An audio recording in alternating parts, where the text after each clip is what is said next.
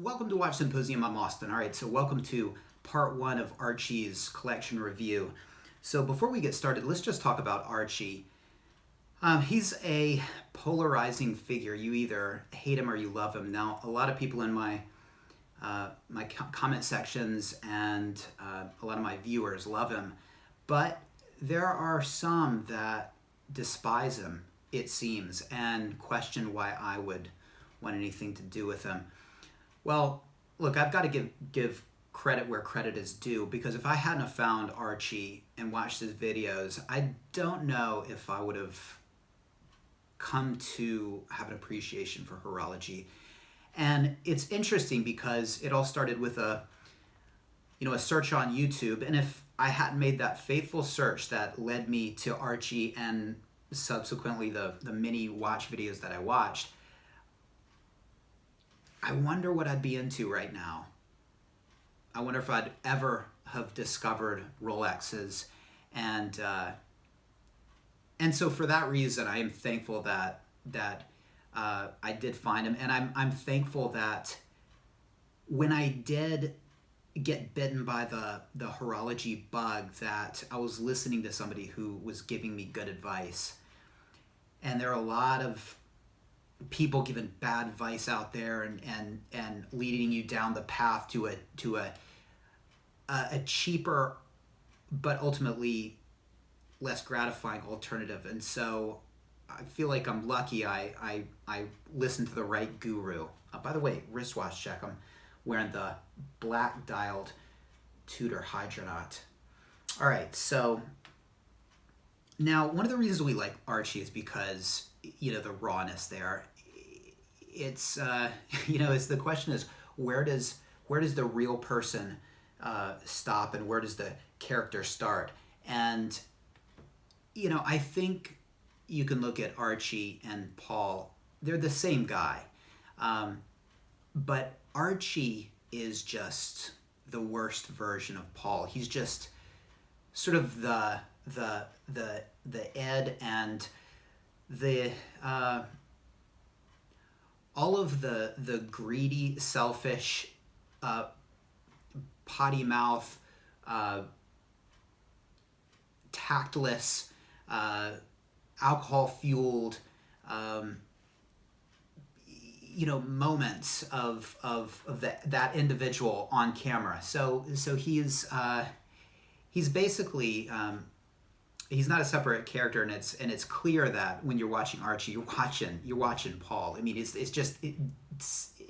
different in name only, but you're just watching a human being that has no filter, and in a sense, that's sort of refreshing. I mean, most of us can't or wouldn't want to do that, and you're looking at a person that gets on camera and acts in a way that is honest and raw in all its many colorful forms. And to watch Archie is sort of to live vicariously through a person that really doesn't or says to hell with that sort of filter we have to function in society as respectable people. And it's that sort of that sort of kamikaze to hell with it way of making videos that I think is why he's so popular. I mean, there's no other watch guru like him, and he's got, clearly he has nothing to lose, and I think he's lost a lot portraying that type of persona, or I guess a better way to put that is showing that side of him on camera. I think he's sort of a lesson in what can happen if you're not careful when it comes to your social media footprint. But he's paid the price, and he really has nothing to lose anymore, and that's clear when you watch him. And so he is the raw passion of Paul or Archie or whatever you want to call him on camera is something to behold. It's very special, I think, and I love the fact that he makes videos, and I hope he makes videos for a long time. Now he's a bit of a flipper, and that's an understatement. In a way, he's a dealer who seems to love watches and has a watch collection. And so, in a sense, I feel like I'm gonna be talking about the pieces in a dealer's collection in a way that might not be there, say 5 years from now. Some pieces I think will, but he's not like some people that buys a piece because he genuinely loves it. For him, a huge aspect of a purchase is clearly the value and how much money he can potentially make on it. He looks at that pretty much above all things, I think. And I made a video not long ago about something like passion-driven purchases versus value-driven purchases. When you look at a piece, link in the description if you want to check out that video. But when you look at a piece and you think, well, it's such a good deal. And then other times you look at a piece and you think, well, it's not a good deal, but I love that piece and I want it. And really the ideal is to find a piece that both has great value and appeals to that sort of passion side of you as well. For him, I think he gets a lot of pieces that I think are good values, and he often says, beggars can't be choosers, and I think he does quite a bit of settling for pieces, and I think he does that because he feels like he can and probably will flip them in the future, and for that reason, I think he's quite a bit different collector than I am. So anyway, let's get into it, and I'm going to talk in this video about two pieces. First, the Undone, and then another piece. Let's go with the Undone first. Okay, so he got that for free, I'm sure. Yeah, there are no links in the description of your video to an Amazon link, Archie, but I don't think it's a good look that you have that on and that you got it for free. And I know that you're not spruiking it, but the fact that you have it on your wrist, you're probably going to sell a few of those for the company. And it's one step closer to your competitor, and it's a step I would avoid. I would retire that Undone, and if you want a beater, I think you should purchase a humble Seiko. Or something else, I know you're not into Russian watches, but having the free watch is just it's a step towards a slippery slope that can lead you into spruiking, and in a way, just having it on your wrist spruiks it. So I would get rid of that. I wouldn't even It's not a good look in the fact that she's, I just happen to have this on because I have all my things in the box.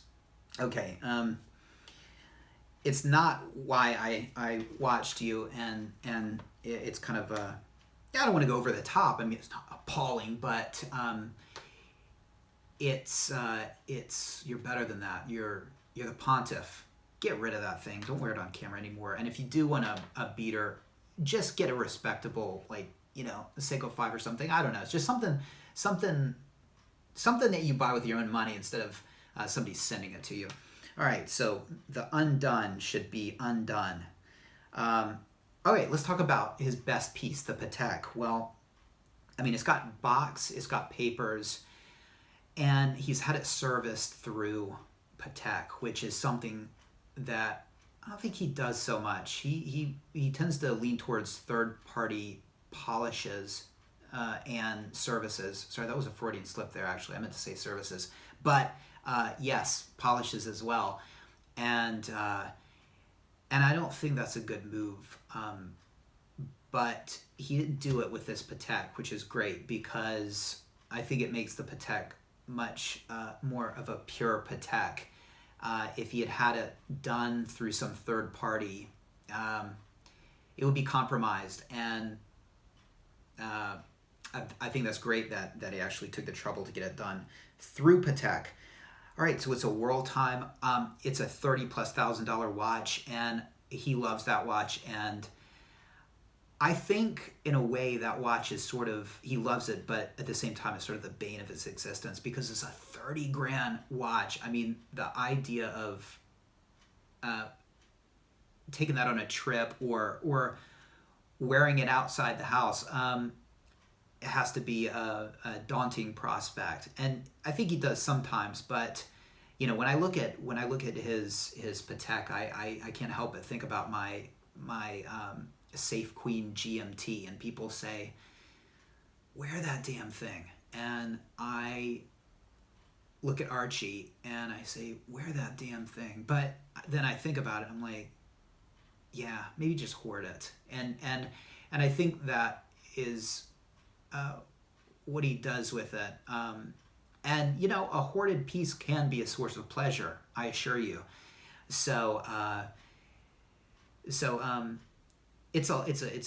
yeah. I mean, having that kind of money tied up in a piece is crazy. For me, I don't know if I'd want to do it. I would probably.